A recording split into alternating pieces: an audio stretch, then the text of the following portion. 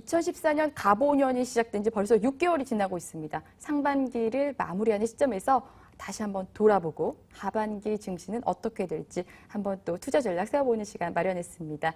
미래자산관리 조승재 대표 스튜디오에 모셨습니다. 안녕하세요. 네, 안녕하십니까? 네. 반갑습니다. 아유, 대표님 오늘 빨간색 넥타이를 하고 오셨네요. 뭐 상승장을 기대하시는 그런 상승장이라기보다는 상승 종목을 기대하는 거죠. 그렇습니다. 네. 예. 대표님 상반기 증시 어떻게 보셨는지 한번 정리를 해주시죠. 네, 상반기 증시 뭐 전번 방송에도 제가 말씀드렸습니다만 박스권장 맞죠? 네. 지루한 박스권 아마 원래 내내 그럴 겁니다. 미쳐버립니다, 진짜. 미칠까지는 없죠. 그런 가운데서도 또 실적이 좋아지는 고성장 종목들은 시세가 많이 나고 있지 않습니까? 대표님한테만 보이나 봅니다. 네, 그렇습니까? 사실 우리 회원들은 요즘 굉장히 행복한 것 같던데요. 네. 수익률이 상당히 뭐 50%, 100% 난 종목들이 상당히 많고 네. 대다수 편입 수익률이 좋아서 네. 지금은 어떻게 보면 굉장히 쉬운 장이에요. 네. 왜냐하면 이 테마나 어떤 패턴이 한 방향으로 뚜렷이 가고 있기 때문에 더 쉬운 장이라고 볼 수 있겠습니다. 네. 이게 꼭 잘 되시는 분들이 지금이 더 쉬운 장이다. 이렇게 말씀을 하셔서 네. 조금 더 불난집에 더 부채질을 하는 게 아닌가. 네. 이런 생각도 드는데 2000선 돌파를 하고 사실은 좀 안착이 되는가 했는데 다시 또 미끄러졌거든요. 네. 앞으로 뭐 2000선 돌파 안착 뭐 좀 될 거라고 보십니까? 원래는 안 하반기? 되죠. 안 됩니까? 원래는 불가능합니다. 그것은 너무 쉽지 않습니까? 왜냐하면 네. 지금 원화 강세 때문에 수출 관련 대기업들 실적 당연히 둔화되죠. 네. 우선 삼성전자가 보여주지 않아요? 네. 삼성전자가 지금 2분기 실적이 그쵸. 8조 밑으로 떨어질 거라고 그러는데 그다음에 현대차도 지금 실적이 둔화됐단 말이죠. 네. 그럼 대표적인 우리나라의 수출 기업들이 실적이 둔화되고 있는데 어떻게 주가가 2,000포인트 이상을 뚫고 나가서 네. 강한 장세로 갈 수는 없는 것이죠. 그렇군요. 그러나 다만 폭락장은 없다 이거죠. 폭락장은 미국 증시도 좋고 우리나라 기업들의 실적이 좀 떨어진다 그러지만 이 원화 강세 하에서도 약간 떨어지는 수준이지 유지는 하고 있거든요. 네. 그러니까 폭락은 없고 그 대신에 급등이 없다는 것입니다. 네. 다만 거기에서 제가 아까 지금 장이 어떤 면에서는 쉽다고 말씀드린 것은 지금의 몇 가지의 중요한 변수에 따라서 실적이 지속적으로 좋아지는 섹터들은 많이 있거든요. 그래서 그런 쪽을 공략한다면 어떤 면에서는 이 실적 패턴이 뚜렷이 나타나기 때문에 네. 굉장히 공략하기 쉬울 수도 있는 그런 장이라고 볼 수 있는 거죠. 말이 나온 김에 그러면 네. 그런 종목, 그런 업종은 어떤 겁니까? 대체? 네, 전번 때에도 말씀을 드린 것 같은데요. 우선 지금 원래 원화 강세는 뚜렷이 나타나거든요. 네. 그래서 원화 강세의 수혜주가 되면서요. 원화 강세의 수혜라 그래서 다 올라가는 건 아니에요. 원화 강세의 수혜가 되면서 실적의 강력한 턴어라운딩이 진행될 수 있는 업종 이런 것도 네. 될 거거든요. 네. 그런 섹터 쪽에서는 보면 제약 바이오가 있고요. 최근에 보면 중소형 제약주들 상당히 잘 오르고 있죠. 그런 섹터들하고 또 하나는 모바일 서비스가 있습니다. 네. 이 모바일 스마트폰 부품주는 사면은 앞으로 아마 굉장한 고통이 올 것이다. 네. 지옥의 고통이 올 것이다. 이렇게 제가 이미 많이 선언을. 고통받았습니다. 근데 지금부터도 네. 아직 고통이 반밖에 안 왔어요. 네. 고통이 이제 중간치밖에 안 왔다니까. 계속적으로 고통이 온다니까요. 네. 그러면 그 스마트폰 부품주 이런 쪽이 안 된다면 되는 쪽은 무엇일까? 네. 지금 스마트폰 부품은 이제 중저가 쪽이 많이 보급되면서 결국은 보급률이 굉장히 많아졌거든요. 결국 이제 선진국들은 다 60% 이상 넘잖아요. 그러면 스마트폰이 성숙 시장에 들어가기 때문에 보급하는 이 공급 섹터 쪽은 돈 벌 게 없는 거예요. 네. 이제는 자꾸 단가 떨어지면서 경쟁이 심해지니까 먹을 데가 없어지고 다만 많이 보급돼 있으니까 그 보급된 것을 통해서 서비스를 하는 회사들 이거는 돈을 많이 벌겠죠. 네.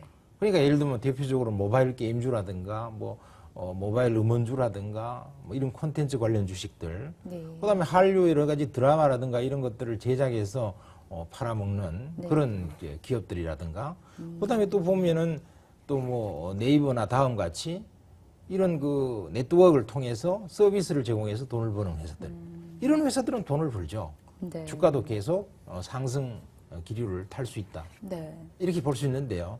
다만 그 모바일 게임주 같은 경우에는 잘 생각해야 돼요. 왜냐하면 모든 모바일 게임주들은 성공하는 게 아니거든요. 그러니까 중국이라든가 미국이라든가 일본 시장에서 압도적인 경쟁력을 갖춘 것들 이런 것들이나 그다음에 실적에 따라서 거기에 따라서 수반되는 것들 네. 이런 것만 선별적으로 골라서 한 5손가락 안에 몇 종목들 잘 가고 있죠. 네. 근데 참 그 게임주라는 게 이 회사가 참 게임을 잘 만드는 것 같아요. 아, 리니지 대박 쳤어요. 근데 네. 그 다음 게임이 성공하리라는 또 보장이 없어요. 예. 그러니까 이 게임주를 접근하기가 참 좀 실적 면에서 접근하기가 쉽지 않다는 생각이 자, 들고. 우선 게임은요, 두 가지로 분류될 수 있습니다. 네. 하나는 온라인 게임이고, 하나는 모바일 게임이죠. 네. 온라인 시대는 이제 저물었어요. 아, 서서히 저물어 갑니다. 네네. 계속적으로. 그러니까 온라인 게임주 같은 경우에 투자하시면 안 되는 거죠. 뭐 대표적인 것이 NC소프트 같은 것이 네. 되겠습니다만은 이런 것들은 이제 저물어 간다 이겁니다. 대세가 시대의 흐름이 바뀌는 거죠. 네. 그러면 이제 모바일 게임이 이제 앞으로 대세로 차지할 텐데 왜냐하면은 출퇴근 시간에 보면은 뭐 버스 간이든 지하철 간이든 전부 다 고개 숙이고 뭐 두드리고 앉았잖아요. 네. 결국 그런 쪽이 대세가 되는 것인데 이 대세가 되는 모바일 게임주에서 우리가 어떤 종목을 고를 거냐는 것은 기준점을 두 가지로 보시면 될 것 같아요. 하나는 뭐냐 하면은 모바일 게임에서 지금까지 압도적인 선두권을 갖다가 확보하고 있었던 기업들. 예를 들면 뭐 게임빌이라든가 컴투스라든가 이런 류가 되지 않겠습니까? 네. 그런 류의 기업들은 안정적인 성장을 계속할 수 있는 그런 부분이 되고 그게 이제 실적도 체크해 봤을 때 지금 실적도 좋아지고 있다. 그러면 이제 되는 것이죠. 네. 근데 실적이 뭐 적지 않았다든가 형편없이 뭔가 게임을 서비스했는데 그 게임들이 최근에 와서 영 저조하다든가 이러면 안 되겠죠. 그다음에 또 이제 뭐 애니팡2처럼 지금 분기 실적을 엄청 1분기 실적이 벌써 작년 실적 전체를 능가했거든요. 네. 그리고 이제 스마일 게이트라는 세계적인 게임사하고 손을 잡고 이제 9월부터 세계 시장 런칭이 들어간다. 그러면 그거는 성장성이 확보돼 있잖아요.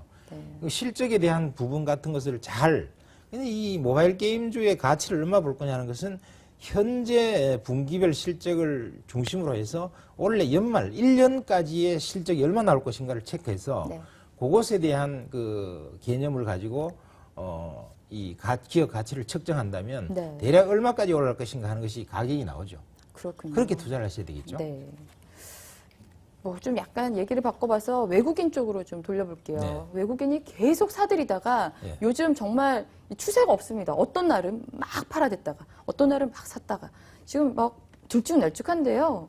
외국인들 앞으로 어떻게 될 거라고 보십니까? 네. 우리나라에 들어와 있는 외국인들의 성격을 보면은 네. 헤지 펀드처럼 이렇게 단기성 매매를 잘하면서 이 헤지 중심으로 이렇게 운용하는 그 펀드들의 자금이 점점 커지고 있거든요. 그렇기 때문에 이게 주가의 급등락도 굉장히 심해지고 네. 이런 것이 나타난 것입니다. 그다음에 또 한 부류는 이제 미국의 연기금이나 이런 것처럼 장기 펀드로 한국 시장에 몇 년씩 묶어 놓는 그런 자금들도 이제 들어오고 있는 것이거든요. 그리고 자금의 성격이 이렇게 크게 두 가지로 나눠지기 때문에 그렇군요. 이런 일정한 와중에서의 등락은 당연히 나타나는 구조라고 봐야 될 거고요. 그다음에 또 한 가지 부분은 뭐가 있냐면은 우리나라의 기업 실적이 지금 대표 기업 실적이 별로 좋지가 않단 말이죠. 삼성전자나 현대차나 기아차나 할 것 없이 이런 것들이 실적이 저조하고 이러다 보니까 이 외국인들도 지속적인 매수를 하기는 상당히 부담스러운 국면인 거죠. 그래서 일정한 수준 올라가면 팔고 싶은 팔자 매물이 바로 나오는 것이고요. 네. 그다음에 또 떨어지게 되면 또 사들어가는 것이고 이런 형태의 패턴이 결국은 대형주, 우리나라를 대표하는 대형주에서 나타날 수밖에 없는 구조이기 때문에 네. 역시 원래 지수도 박스권이 될 수밖에 없고 그다음에 대형주의 속성상 외국인들의 매매도 따라서 일정한 방향성을 금년 중에 유지하기는 쉽지 않은 것이죠. 네, 일정한 방향성을 찾기는 좀 쉽지가 않겠네요. 그러니까 정말 예측하기 힘든 장세가 계속 이어지고 있어서 투자하기가 참 저 같은 경우는 어렵더라고요. 네, 지금 장은 투자하기 굉장히 쉽습니다. 네. 왜냐하면은 네. 초점을 무엇에 맞추면 쉽냐 하면은요. 앞으로 1년 후의 미래를 내다보면서 네. 이 업종이나 섹터별로 실적이 어떻게 증가할 것인가. 또 아주 쉽게 얘기하면 EPS가 어떻게 증가할 것인가. 네. 라고 하는 EPS에 초점을 맞추고 네. 종목을 쫙 보면서 변수를 체크하고 기업의 밸류에이션을 갖다가 측정하면은 네. 어떻게 보면 굉장히 쉬운 장입니다. 네. 종목별 가격대도 대충 나오고요. 1년 뒤를 봐라. 예, 예. 1년 뒤 실적, EPS를 봐라. 1년 뒤에 기업의 회계가 정산이 되었을 때 실적이 어떻게 됐을까? 네. 그 주당 EPS하고 지금의 현재 가격을 평가해서 목표치를 딱 선정하면 대충 종목의 가격이 보이는 거죠. 네. 대표님 방송 끝나고 저랑 잠시 좀 예. 그럴까요? 예. 또 대외발 악재가 좀 있습니다. 이라크에서 지금 내전이 계속 이루어지고 있는데 네.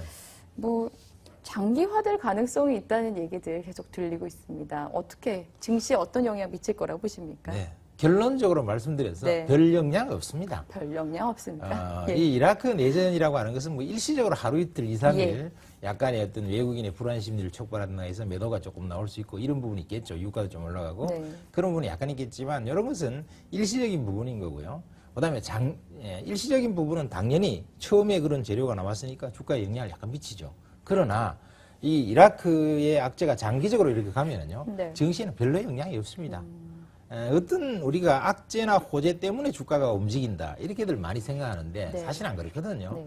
악재나 호재라는 것은 일시적인 주가 흔들림에는 작용하지만 장기적으로는 결국 기업의 실적과 EPS에 따라서 전망에 따라서 결국 주가가 움직이는 거란 말이죠. 그렇군요. 근데 뭐 아주 장기화가 될 경우에 그 유가에 영향을 미치게 되면 기업의 어떤 펀더멘털에도 조금 영향을 미치지 않을 수가 없을 것 아주 같아요. 장기화돼도요. 네. 유가에도 별로 영향을 안 미치고 기업의 실적에도 별로 영향을 안 미칩니다. 그렇습니다. 아주 왜 그러냐? 단기적이라고 보시는 왜 그러냐 거군요. 하면은요. 네. 한번 생각해 보세요. 이라크가 정말 장기화돼서 석유의 어떤 그 수출에 좀 지장이 빚어져서 그리고 유가가 좀 올라간다 그러면 미국이 가만히 있겠습니까? 그다음 오펙이 가만히 있겠습니까? 네. 미국 같은 경우에 지금 당장 네. 세일 석유를 수출하겠다고 당장 나오고 있잖아요. 네. 그리고 이제 미국이 압력을 넣어서 오펙이라든가 이런 그 사우디라든가 이런 미국의 서방적인 기업들 국가에다가 압력을 넣어서 증산을 유도합니다. 그러면 이라크 때문에 좀 생산량이 약간 감소되는 부분 충분히 커버가 되죠. 네. 거기에다가 그렇군요. 결정적인 부분은 전 세계가 지금 경제 성장률이 고속 성장을 하고 있는 게 아니잖아요. 네. 대단히 저속한 성장 이러기 때문에 염려하실 거 없는 거죠. 네, 그렇군요. 원화 강세가 계속 지속이 될 것 같은데요. 수출주가 그럼 계속 좀 부진해야 된다고 보는 건지. 당연히 부진해야죠. 그렇다면 내수주에 좀 집중을 해야 되는 건지 투자 전략 좀 세워주시죠. 네, 뭐 꼭 그 수출이다 내수다 이런 걸 떠났어요. 네. 수출 관련 대형주들은 실적이 좀 둔화되니까 당연히 주가는 박스권에 있을 것이고요. 그다음에 이제 꼭 내수주라고 다 되는 건 아니죠. 내수 중에서 강력한 글로벌 경쟁력을 확보해서 성장을 지속하면서 실적이 좋아지고 있는 기업들 이런 것만 되는 거죠. 예를 들면요? 뭐 예를 들면 제약주 같은 거 네. 이런 것들 좀 좋아지고 있는 것들 이런 것들이 있을 거고 그다음에 여러 가지 음식료라든가 그다음에 또 뭐 여러 가지 건자재라든가 이런 것도 정부의 부양책 때문에 실적 좋아지는 거 많거든요. 네. 제가 전에도 종목을 여러 번 소개했습니다만 IS 동서 같은 거 실적 얼마나 좋아집니까? 그렇습니까? 뭐 원래 350억인데다가 작년에 550억, 네. 원래 800억, 내년도 1,300억 네. 이렇게 나오는데 그 주가가 안 갈 수가 있나요? 네. 그렇군요. 삼성전자 2분기 실적 안 좋을 것이다. 아예 뭐 삼성전자에서 어제 대놓고 밝혔는데 뭐 3분기 그러면 4분기 그 앞으로 하반기 전망은 어떻게 보십니까? 삼성전자는 어쨌든 이익이 폭락하진 않지만요. 네. 급락하진 않지만 이익이 이제 8조 이상 올라가기가 쉽지 않을 겁니다. 네. 앞으로 한 1년 이상. 그렇게 될 거기 때문에 삼성전자의 주가도 여전히 120만 원을 바닥으로 해서 네. 그저 많이 올라가면 150만 원. 네. 이 안에 박스권에 갇힌다고 봐야죠. 삼성전자 주가 또한 박스권에 갇힌다. 하단 120만 원, 상단 150만 원. 네. 그 말씀들을 많이 하시더라고요. 그렇죠. 네. 연초에 굉장히 중소형주가 잘 나갔었는데 네. 좀 최근에 좀 힘 못 받고 있습니다. 예. 작년과 좀 비슷한 패턴으로 가고 있는 것 같은데 네. 예, 하반기 어떻게 된다고 보십니까? 네. 그 뭐 중소형주가 힘을 받는다 못 받는다 하는 것은요. 네. 중소형주 전체를 얘기하는 것이고 이 중소형주가 힘이 못 받는 것처럼 보이는 그 이유는 이 스마트폰 부품이나 자동차 부품이 실적이 둔화되기 때문이죠. 그렇군요. 실적 좋아지는 거 잘 가고 있어요. 네, 알겠습니다. 오늘 조 대표님 말씀 정말 감사합니다. 명쾌해가지고 쏙쏙 들어옵니다. 네네. 네, 다음에 또 뵙겠습니다. 네, 고맙습니다. 감사합니다.